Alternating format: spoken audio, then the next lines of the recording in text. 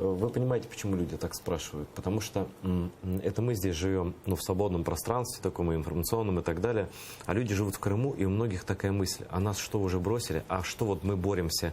Это что, вот зачем? Из 100 украинских политзаключенных в российских тюрьмах 2/3 крымских татар, хотя их ничтожное количество по отношению даже, ну, 10 всего 13% населения Крыма. Вот вы сказали, для чего это нужно, по сути дела? Але от що вони використовують? Вони намагаються довести, що серед кримських татар багато терористів. Ну коли серед кримських татар були взагалі терористи? Ну які терористи серед кримських татар? Які там невідомо, ну подивіться, що відбувається в Сирії там, чи в Іраку, і що відбувається в Криму. Я, коли їздив до Криму до окупації, от коли зупиняєшся і просто починаєш говорити, береш каву і розмовляєш.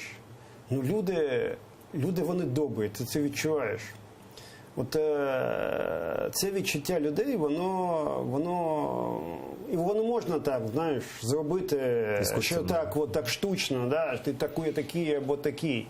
Але це дуже важливо зрозуміти. Інших засобів боротьби у Росії з кримськими татарами немає.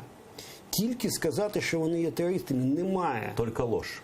Тільки це все, що розвивається. Але так воно насправді не буде працювати. Створення от таких фейкових організацій, які начебто представляють татар. Скільки до них людей пішло? А як